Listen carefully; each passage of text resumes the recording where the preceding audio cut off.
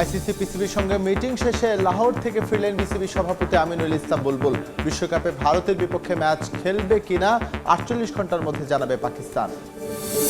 কোনো ভদ্রলোক এই কাজটা করতে পারে না আমার মনে হয়। এটা আমার মনে হয় কিছু এআই করা হয়েছে ছবিটাতে। এক্স্যাক্টলি কনটেক্সটটা না জানে এরকম কোনো ছবি দিয়ে করানো উচিত। ফারুক নাজমুলের ছবি ইস্যুতে ফটোগ্রাফারকে চিঠি দেয় গণমাধ্যম কর্মীদের ক্ষোভ। বিতর্কের মাঝেই সন্ধ্যায় অদম্য বাংলাদেশ কাপ ফাইনালে নামবে ধূমকেতু ও দুর্বার একাদশ। এবং এবার ক্রিকেটের বিশ্বমঞ্চে ইউরোপীয় ফুটবল জায়ান্ট দেশের যাত্রা। টি-20 বিশ্বকাপে অভিষেক ইতালির কলকাতায় লড়ছে স্কটল্যান্ডের বিপক্ষে।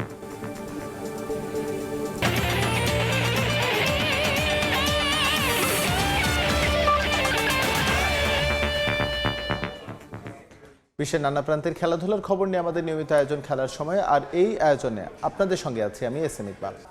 বিশ্বকাপ বিতর্কে নতুন মোড়। ভারতের বিপক্ষে ম্যাচ খেলতে রাজি করাতে পিসিবি চেয়ারম্যান মহসিন নাকভির সঙ্গে লাহোরে দীর্ঘ বৈঠক করেছেন আইসিসির ডেপুটি চেয়ারম্যান ইমরান খাজা, যেখানে যোগ দেন বিসিবি প্রেসিডেন্ট আমিনুল ইসলাম বুলবুল। পাকিস্তানের গণমাধ্যমে গুঞ্জন, টি-20 বিশ্বকাপে ভারতের বিপক্ষে 15 ফেব্রুয়ারি ম্যাচ খেলার বিষয়ে নমনীয় পিসিবি, তবে দিয়েছে বেশ কিছু শর্ত, যেখানে দুই বৈরী প্রতিপক্ষের আবারও দ্বিপাক্ষিক সিরিজ খেলার প্রস্তাব করা হয়েছে পাকিস্তানের পক্ষ থেকে।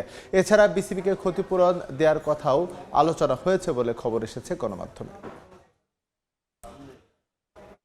জরুরি বৈঠকে পাকিস্তান গিয়ে দারুণ সময় পার করছেন আমিনুল ইসলাম বুলবুল। পুরান ঢাকায় বড় হওয়া বিসিবি প্রেসিডেন্ট ঘুড়ি পেয়েই যেন চলে গেলেন শৈশবে। বুলবুলের শরীরী ভাষায় বলে দিচ্ছে আইসিসির সঙ্গে বৈঠকটা ইতিবাচক কিছুরই ইঙ্গিত দিচ্ছে। যে অর্থের দম্ভে আইসিসি আর বিসিসিআই অন্য কোনো ক্রিকেট বোর্ডকে পাত্তা দিত না, তারাই এখন পাকিস্তান ক্রিকেট বোর্ডের এক সিদ্ধান্তে উদ্ভ্রান্তের মতো এদিক সেদিক ঘুরছে।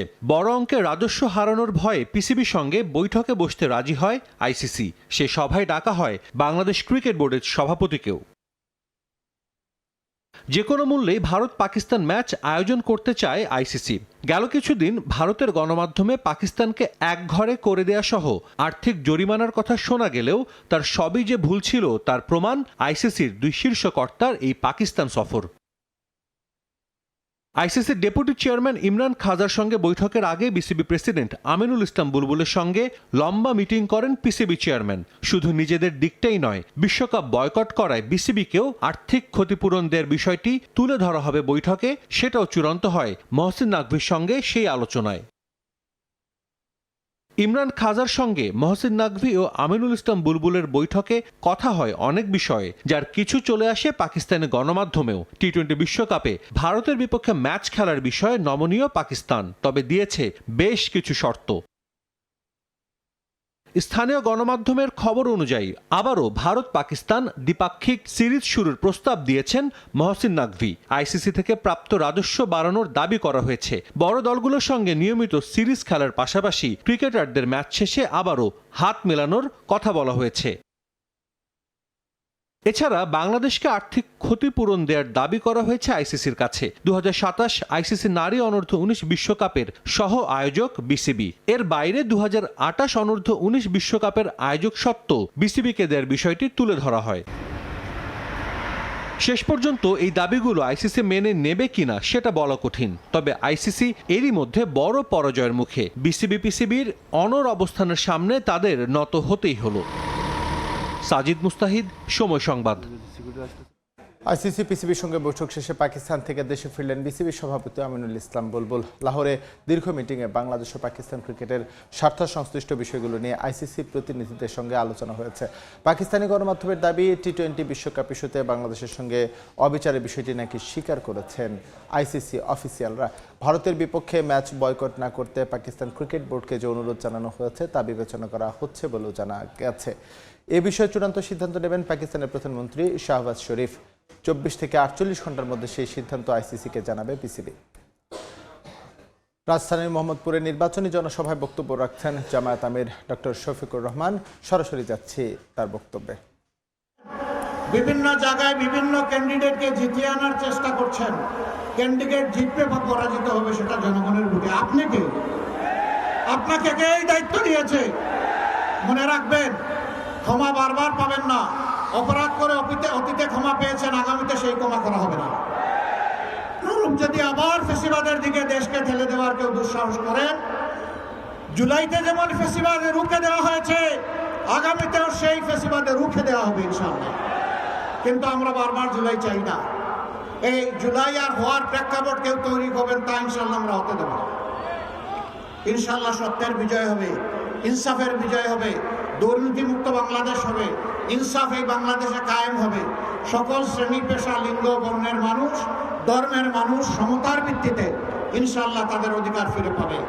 এই রাষ্ট্রে ধর্ম, বর্ণ, লিঙ্গের ভিত্তিতে আর কোনো বিভাজন আমরা মানব না। এই ঐক্যবদ্ধ জাতি নিয়ে আমরা সামনে এগিয়ে যেতে চাই ইনশাআল্লাহ। আজ আমি এখানে দাঁড়িয়েছি আরো দুটি কথা বলার জন্য। এখানে রিকশাই আমাদের 11 দলের প্রতীক, এখানে রিকশাই আমাদের জনগণের প্রতীক, জুলাই আকাঙ্ক্ষার প্রতীক, তরুণ প্রজন্মের প্রতীক, আমাদের নারী সমাজের প্রতীক, নারী পুরুষ সকলের প্রতীক, আধিপত্যবাদ বিরোধী জনগণের প্রতীক। সেই প্রতীক আমরা এখন আল্লামা মামুনুল হক সাহেবের হাতে তুলে দিচ্ছি। 2 নম্বর প্রতীক যার হাতে তুলে দিচ্ছি, ইনশাআল্লাহ তাআলা আজিম, আল্লাহ তাআলার মেহেরবানিতে বিইজনিল্লাহ জনগণের ভালোবাসা সমর্থন ভোটে 11 দল বিজয়ী হলে ইনশাআল্লাহ 13 নম্বর আসন একজন আসনের প্রতিনিধি হিসাবে নয়, সারা দেশের জন্য একজন মর্যাদাবান মন্ত্রী পাবে ইনশাআল্লাহ। বক্তব্যের বাকি অংশ দেখতে ভিজিট করুন সময়নিউজ.tv।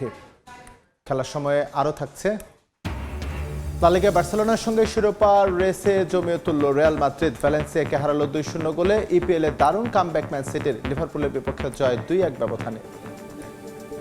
পরিচালক এম নাজমুল ইসলামকে শাসানোর ইস্যুতে মুখ খুললেন বিসিবি সহ সভাপতি ফারুক আহমেদ। আলোচিত ছবিটি এআই দিয়ে তৈরি করা হয়েছে বলে দাবি তার। এ ধরনের বিতর্কিত খবর প্রচার না করার অনুরোধ করেছেন তিনি। এছাড়া ঘরোয়া লিগ ঠিকভাবে চালানোর জন্য বয়কট করা ক্লাবগুলোকে তাদের সিদ্ধান্ত পুনর্বিবেচনার কথা বলেছেন বিসিবি সহ সভাপতি। ছবিতে ভালো করে খেয়াল করেন, আমি মনে হয় আমার আঙ্গুলটা, এটা আমার আঙ্গুল না, এই আঙ্গুলটা কোত্থেকে আসছে আমি জানি না। একটা ছবি আর তাতেই ক্রিকেট পাড়ায় তোলপাড়। ভাইরাল হওয়া সেই ছবি জন্ম দিয়েছে নানা প্রশ্নের। কেউ বলছেন এক কর্মকর্তা আরেকজনকে দিয়েছেন হুমকি, বিসিবিতে ভাঙন। এবার আলোচিত 2 পরিচালককে দেখা গেল একসঙ্গে, লম্বা সময় মাতেন খোশ গল্পে। ফারুক আহমেদ ও এম নাজমুল ইসলাম এদিন হাজির হন পূর্বাচলের ক্রিকেটার্স একাডেমিতে সিসিডিএম চ্যালেঞ্জ কাপের ফাইনালে। সেই আনুষ্ঠানিকতা শেষে মুখোমুখি হন গণমাধ্যমের, জানান সেই ছবির রহস্য। ছবিটা আমার মনে হয় কিছু এআই করা হয়েছে। ছবিটাতে রংপুর গার্ডেন যে আমরা দেখে এসেছি ওটা নিয়ে আলোচনা করছিলাম। সামনে নির্লিপ্তভাবে একজন ভদ্র মহিলা আর তার বাচ্চা নিয়ে খেলা দেখছে, তার মাঝখানে 2 জন মানুষ, এটা কিভাবে সম্ভব? কোনো ভদ্রলোক এই কাজটা করতে পারে না আমার মনে হয়। ছবিটা নিয়ে আমার সন্দেহ আছে। আর ছবিতে কোনো কারণে কোনো পর্যায়ে যদি হয়ে থাকে, কারণ আমরা কথা বলার সময় তো হাত আর বন্ধ রাখতে হয় না, হাত চলতে থাকে, সো ওইটা যদি হয়েও থাকে আমার মনে হয় এটা খুব সম্ভবত এটা বানানো একটা ছবি। তবে প্রশ্ন, ছবিটা যদি আর্টিফিশিয়াল ইন্টেলিজেন্স বা এআই দিয়ে তৈরি হয় তাহলে এত কেন চিন্তা বিসিবির? তড়িঘড়ি করে কেনই বা সতর্কবার্তা পাঠানো হলো সেই ফটোগ্রাফারকে? তাও আবার বিসিবির অফিসিয়াল মেইল নয়, পাঠানো হয়েছে এক কর্মকর্তার ব্যক্তিগত ইমেইল থেকে। কারণ জানতে চাওয়া হয় ফারুক আহমেদের কাছে। যেই ওয়ানটা করা হয়েছে এটা আসলে আমি খুব বেশি জানি না। এটা আমার মনে হয় আপনার ডিসিপ্লিনের এখান থেকে ওয়ান করা হয়েছে। যদি এরকম কোনো ছবি তুলে থাকে, প্রাইভেসি যদি কিছু করে, এটা নিয়ে কোনো আসলে উনি যদি এক্স্যাক্টলি কনটেক্সটটা না জানে এরকম কোনো ছবি দিয়ে করানো উচিত। এটা আপনাদের আমি সবাইকে অনুরোধ করছি, আপনারা এরকম করে ব্যক্তিগত ইমেল থেকে না করলেই ভালো, এটা আসলে বোর্ড থেকে করলে ভালো হয়। বাট অনেক সময় তাড়াহুড়া করে করলে অনেক জিনিসটা এরকম। ক্লাবগুলোর লিগ বয়কটের কারণেই এই সিসিডিএম চ্যালেঞ্জ কাপ আয়োজন করে বিসিবি। তবে এটা পার করলেও সামনের প্রিমিয়ার লিগ, 2য় ও 3য় বিভাগ লিগ নিয়েও জটিলতা চরমে। আবারও ক্লাবগুলোর কাছে অনুরোধ বিসিবির। প্রতিবাদের ভাষায় খেলা বন্ধ করে কখনোই হতে পারে না। আমি মনে করি যে খেলাটা মাঠে থাকতে হবে, তারপর আপনি যা করার যেটা করেন। কেননা যে সিজনটা চলে যাবে ওই সিজনটা ফেরত পাবেন আপনি। আজকে সময়টা চলে যাচ্ছে, এটা আপনি ফেরত পাবেন না। আমি আশা করব যে এই টিমগুলো আছে তারা নেক্সট যেই টুর্নামেন্টগুলো বা লিগগুলো ক্রিকেট বোর্ডের আন্ডারে অনুষ্ঠিত হবে, সিসিডিএম এর আন্ডারে, এগুলো যাতে অংশগ্রহণ করে। এদিকে এই আলোচনার মাঝেই হুট করে পাকিস্তান সফরে যান বিসিবি সভাপতি আমিনুল ইসলাম বুলবুল। আইসিসির ডাকি সেদেশে বোর্ড সভাপতির যাওয়ার বিষয়টি নিশ্চিত করেন সহসভাপতি। তামিম হোসেন, সময় সংবাদ, ঢাকা। বাংলাদেশ টি-20 কাপের শিরোপার লড়াইয়ে ধুমকেতু একাদশের বিপক্ষে মাঠে নামবে দুর্বার একাদশ। ম্যাচ শুরু হবে সন্ধ্যা 6টায়। টি-20 বিশ্বকাপে খেলতে না পারায় ক্রিকেটারদের চাঙ্গা রাখতে 3টি দল নিয়ে একটি টুর্নামেন্ট আয়োজন করে বিসিবি। বিশ্বকাপ স্কোয়াডের খেলোয়াড়দের নিয়ে গড়া ধুমকেতু একাদশের সঙ্গে অংশ নিয়েছে দুর্বার ও দুর্দান্ত একাদশ।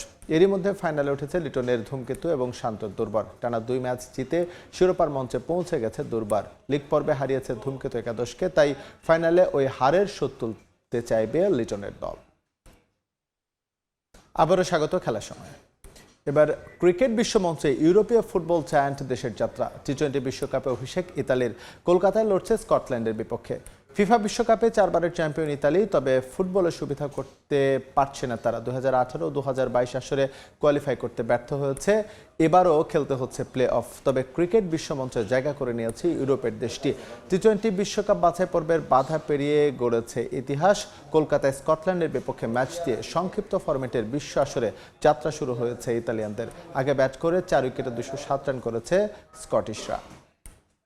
দেখছেন খেলার সময়, সঙ্গেই থাকুন। আবারও স্বাগত খেলার সময়।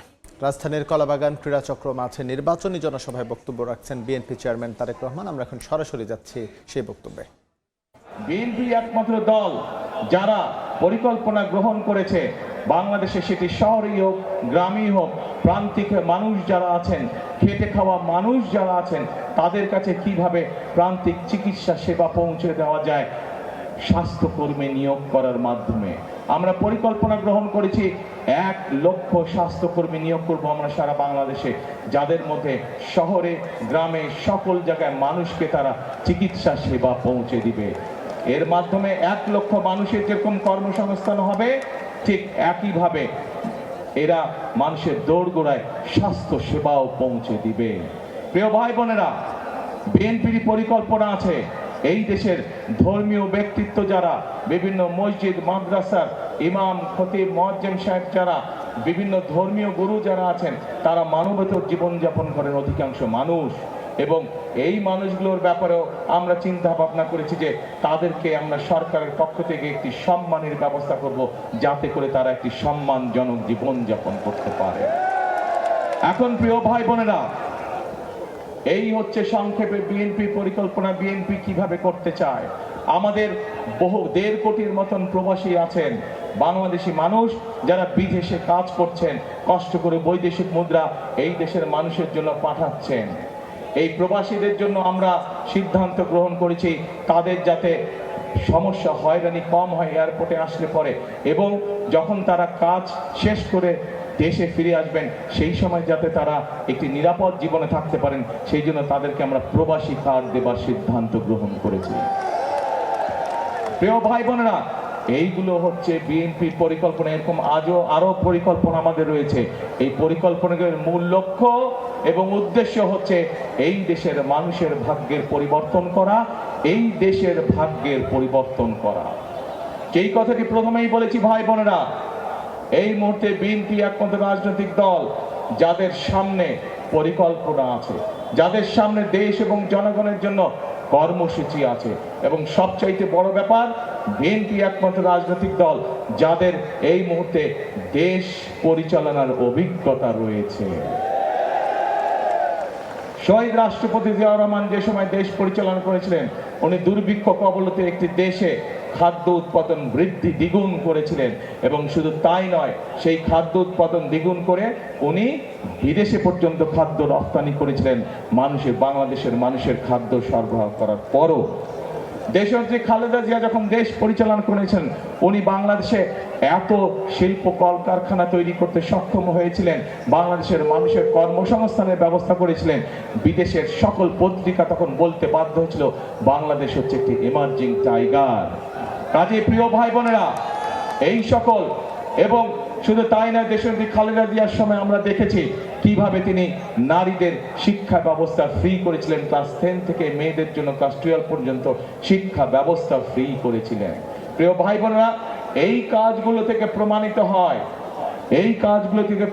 যে বিএনপি একমাত্র দল যারা দেশকে অভিজ্ঞতার আলোকে সঠিকভাবে পরিচালনা করতে সক্ষম।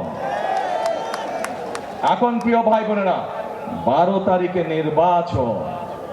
এই নির্বাচন যেই নির্বাচনের জন্য বিগত 16 বছর ধরে বাংলাদেশের মানুষ অপেক্ষা করেছে, যেই নির্বাচনে বা যেই রাজনৈতিক অধিকার বা যেই ভোটের অধিকার বাংলাদেশের মানুষের কাছ থেকে কেড়ে নেওয়া হয়েছিল। প্রিয় ভাই বোনেরা, বিগত 16 বছর নির্বাচনের নামে আমরা তামাশা দেখেছি। আপনারা কেউ সেই নির্বাচনের নামে যে তামাশা হয়েছে সেই নির্বাচনগুলোকে, তথাকথিত নির্বাচন, আপনারা কেউ ভোট দিতে পেরেছিলেন? কেউ বাংলাদেশের মানুষ, শুধু আপনারা নয়, ঢাকা দেশের অধিবাসীরা নয়, শুধু সমগ্র বাংলাদেশে কেউ ভোট দিতে সক্ষম হয়নি। আজ সেই নির্বাচনের সময় এসেছে যে নির্বাচনে বাংলাদেশের মানুষ ভোট দিতে পারবে। প্রিয় ভাই বোনেরা, এই নির্বাচনে ভোট দেওয়ার মাধ্যমে যেরকম ভাবে বাংলাদেশের মানুষ তার রাজনৈতিক অধিকার প্রতিষ্ঠিত করবে, কিন্তু শুধু রাজনৈতিক অধিকার না, এই নির্বাচন হতে হবে দেশ গঠনের নির্বাচন। এই নির্বাচন হতে হবে ভাগ্য পরিবর্তনের নির্বাচন। প্রিয় ভাই বোনেরা, সেজন্যই আমি বলেছি এই নির্বাচন শুধু ভোট দেওয়ার নির্বাচন নয়। এই নির্বাচনের মাধ্যমে আমাদের জুলাই শহীদ যারা আছেন, জুলাই অভ্যুত্থানের যারা হতাহত ব্যক্তিরা আছেন, শুধু তাই নয়, 1971 সালে স্বাধীনতা যুদ্ধে যে সকল শহীদ হয়েছেন, তাদের যে প্রত্যাশিত বাংলাদেশ আছে, সেই বাংলাদেশ গড়ার নির্বাচন হচ্ছে 12ই ফেব্রুয়ারি। প্রিয় ভাই বোনেরা, আমরা এই ধানমন্ডি এই নির্বাচনী ঢাকা 10 এলাকা থেকে আমরা আমাদের ধানের শীষের প্রার্থী করেছি আমরা রবিকে। এই রবির হাতে আমরা আনুষ্ঠানিকভাবে আজকে আমি ধানের শীষ তুলে দিচ্ছি। রবি তার বক্তব্যে একটু আগে এই এলাকার অনেক সমস্যার সমাধান রবি তার নির্বাচনী বক্তব্যে একটু আগে আপনাদের সকলের সামনে বলেছে কিভাবে রবি নির্বাচিত হলে এই এলাকার সমস্যার সমাধান করবে, মানুষের সমস্যার সমাধান করবে। ইনশাআল্লাহ রবির সাথে আজকে আমিও আপনাদেরকে বলে যাচ্ছি যে ইনশাআল্লাহ এই ঢাকা 10 থেকে ধানের শীষ নির্বাচিত হলে এবং বিএনপি সরকার গঠন করলে রবি যে সকল ওয়াদা এলাকার মানুষের সামনে করেছে সেগুলি বাস্তবায়নের জন্য আমিও রবির সাথে কাজ করব। কারণ বক্তব্যের শুরুতেই বলেছে আপনাদের সাথে ঢাকা 10-এর সাথে কিন্তু আমার আত্মীয়তার সম্পর্ক আছে। কাজেই আমারও দায়িত্ব এই এলাকার মানুষের যে সমস্যার সমাধানগুলো আছে, জলবদ্ধতা হোক, এই ধানমন্ডি লেকের সমস্যা হোক, বিভিন্ন আইন শৃঙ্খলার সমস্যা, প্রত্যেকটি সমস্যা ইনশাআল্লাহ আমিও রবির সাথে দেখভাল করব এই এলাকা। প্রিয় ভাই বোনেরা, আসুন আমরা 12 তারিখে এমন ব্যক্তিকে নির্বাচিত করি, এমন দলকে নির্বাচিত করি যাদের দেশ পরিচালনার অভিজ্ঞতা আছে, এমন দলকে আমরা নির্বাচিত করি যাদের সামনে দেশ এবং দেশের মানুষকে নিয়ে কর্মসূচি আছে, পরিকল্পনা আছে, এবং বিএনপি ছাড়া এই মুহূর্তে আর কোন দলের কাছে সেই কর্ম পরিকল্পনা বা অভিজ্ঞতা নাই। আগেই বলেছি এই নির্বাচন হচ্ছে আমাদের শুধু গণতন্ত্র প্রতিষ্ঠান না, গণতন্ত্র প্রতিষ্ঠার পাশাপাশি দেশ গঠনের নির্বাচন। বিগত 16 বছর আমরা দেখেছি বহু মেগা প্রজেক্ট হয়েছে এবং মেগা প্রজেক্ট মানেই মেগা দুর্নীতি হয়েছে, কিন্তু মানুষের ভাগ্যের পরিবর্তন হয়নি। আমাদের গ্রামগঞ্জে শহর সব জায়গায় হাসপাতালগুলোতে গেলে ওষুধ পাওয়া যায় না, ডাক্তার ঠিক মতন পাওয়া যায় না, স্কুল কলেজগুলো ভেঙে চুরে পড়ে যাচ্ছে, রাস্তাঘাট ভেঙে চুরে নষ্ট হয়ে গিয়েছে, বহু এরকম আরো অনেক সমস্যা আছে। আসুন আমাদেরকে এখন এই পরিবর্তন করতে হবে। পৃথিবীর বহু দেশ ছিল যেই দেশগুলোর অবস্থা বাংলাদেশ থেকে খারাপ ছিল, কিন্তু তারা পরিশ্রম করেছে, পরিশ্রম করার মাধ্যমে তারা তাদের দেশের অবস্থা, মানুষের ভাগ্যের অবস্থার পরিবর্তন করেছে। তারা যদি পারে আমরা কেন পারবো না? ইনশাআল্লাহ বাংলাদেশও পারবে, বাংলাদেশের মানুষও পারবে দেশকে পুনর্গঠন করতে, আমাদের দেশের মানুষের ভাগ্য পরিবর্তন করতে। সেজন্য প্রিয় ভাই বোনেরা, বারবার আমি এক কথা বলছি, এই নির্বাচন সম্পর্কে আমাদেরকে সজাগ থাকতে হবে। নির্বাচন নিয়ে কিন্তু একটি মহল ষড়যন্ত্র শুরু করেছে। পত্রিকার পাতায় আমরা খবরে সেই খবর দেখেছি। বিভিন্নভাবে তাদের লোকজন বিভিন্ন মানুষকে গিয়ে বিভ্রান্ত করার চেষ্টা করছে। বিশেষ করে মা বোনদেরকে গিয়ে বিভিন্ন প্রতিশ্রুতি দিচ্ছে, যেই প্রতিশ্রুতিগুলা বায়বীয় প্রতিশ্রুতি। আমরা বিএনপি জনগণের সামনে সেই প্রতিশ্রুতি করতে চাই যে প্রতিশ্রুতি মানুষের পক্ষে বাস্তবায়ন করা সম্ভব। আমরা এমন কোন প্রতিশ্রুতি করতে চাই না যা মানুষের সাধ্যের বাইরে, যা মানুষের আওতার ভিতরে না। প্রিয় ভাই বোনেরা, আমরা দেখেছি একটি মহল, তাদের নেতাকর্মীরা ধরা পড়েছে নকল ব্যালটের সিল বানাতে গিয়ে। কাজেই আজকে ঢাকা 10 সহ সকল গণতান্ত্রিকামী মানুষ এবং যারা চায়, সেই সকল গণতান্ত্রিকামী মানুষ যারা চাই এই দেশের মানুষের, এই দেশের ভাগ্যের পরিবর্তন করতে, আপনাদেরকে আজকে সতর্ক থাকতে হবে, সজাগ থাকতে হবে এইসব নকল সিল বানানো যারা বানায় তাদের বিরুদ্ধে। যারা গিয়ে মা বোনদেরকে বিভ্রান্ত করে তাদের বিকাশ নাম্বার চায়, তাদের এনআইডি নাম্বার চায়, এই সকল ষড়যন্ত্র, গুপ্ত ষড়যন্ত্রকারীদের বিরুদ্ধে আপনাদেরকে আজকে সজাগ থাকতে হবে। তা না হলে শত শহীদের রক্তের বিনিময়, আত্মত্যাগের বিনিময় আমরা যে ভোটের অধিকারকে আজকে প্রতিষ্ঠিত করতে পেরেছি, সেই অধিকার আবার হারিয়ে যাবে, সেই অধিকারে আবার ষড়যন্ত্রের বেড়াজালে আটকে যাবে। কাজে আমরা যদি সতর্ক থাকি তাহলে বাংলাদেশকে কেউ আটকে রাখতে পারবে না। আমরা যদি সতর্ক থাকি বাংলাদেশের সেই গতি কেউ রোধ করতে পারবে না, বাংলাদেশের মানুষের ভাগ্যের পরিবর্তনের গতি কেউ রোধ করতে পারবে না। কাজে প্রিয় ভাই বোনেরা, আজকে এই নির্বাচনী জনসভায় আমাদের সকলকে শপথ নিতে হবে, প্রতিজ্ঞা করতে হবে যে যে কোনো মূল্যে আমরা বাংলাদেশের মানুষের গণতান্ত্রিক অধিকার এবং রাজনৈতিক অধিকারকে প্রতিষ্ঠিত করব। যে কোনো মূল্যে আমরা আমাদের বাংলাদেশের সেই প্রত্যাশিত বাংলাদেশকে গড়ে তোলার জন্য কাঁধে কাঁধ মিলিয়ে আমরা সকলে কাজ করব। কে কে আছেন আমার সাথে এই প্রতিশ্রুতিতে, এই প্রতিজ্ঞায়? আলহামদুলিল্লাহ, ধন্যবাদ সকলকে। প্রিয় ভাই বোনেরা, আমি আমার বক্তব্যের শেষ প্রান্তে চলে এসেছি। এখন শুধু একটা কথা বলবো, এ মাইকালা, এ ছোট মাইক, এ মাইক্রোফোন, আগে কথা শুনো আমার। আমি এখন একটি কথা দৃঢ়ভাবে বিশ্বাস করি, যেই কথা শহীদ রাষ্ট্রপতি জিয়াউর রহমান বিশ্বাস করতেন। আমি একটি কথা মনে প্রাণে ধারণ করি, যেই কথাটি দেশনেত্রী খালেদা জিয়া মনে প্রাণে ধারণ করতেন। এই সেটি হচ্ছে, এই বাংলাদেশই হচ্ছে আমাদের প্রথম এবং শেষ ঠিকানা। দেশনেত্রী খালেদা জিয়া শত অত্যাচার, নির্যাতন, জুলুমের মুখেও এই দেশের মানুষকে রেখে উনি চলে যান নাই। ওনার সন্তান হিসাবে আমি জানি ওনাকে বিভিন্ন সময় প্রস্তাব দেওয়া হয়েছিল। সেই প্রস্তাবে বলা হয়েছিল, আপনি যদি দেশ ছেড়ে চলে যান তাহলে আপনাকে জেল জুলুমের শিকার হতে হবে না। কিন্তু উনি বলেছিলেন, এই দেশই আমার প্রথম, এই দেশই আমার শেষ ঠিকানা, এবং এই দেশের মানুষ হচ্ছে আমার পরিবার। উনি ওনার পরিবারকে রেখে যাননি। কাজে প্রিয় ভাই বোনেরা আসুন, আমরা আমাদের বাংলাদেশকে আমাদের প্রত্যাশিত বাংলাদেশ হিসেবে গড়ে তুলি। তার জন্য আমাদেরকে পরিশ্রম করতে হবে, কষ্ট করতে হবে, ঐক্যবদ্ধ থাকতে হবে। এবং আমি জানি বাংলাদেশের মানুষ পরিশ্রম করতে অভ্যস্ত, বাংলাদেশের মানুষ কষ্ট করতে রাজি আছে। সেজন্যই আমি বলি একটি কথা, বারবার সব জায়গায় বলি, করব কাজ, তারপরে গড়ব সবার আগে কে? সবার আগে কে? সবার আগে কে? বাংলাদেশ। প্রিয় ভাই বোনেরা, আজ তাহলে এই নির্বাচনী সভায় এই হলো আমাদের শপথ, করব কাজ, গড়ব দেশ, সবার আগে বাংলাদেশ।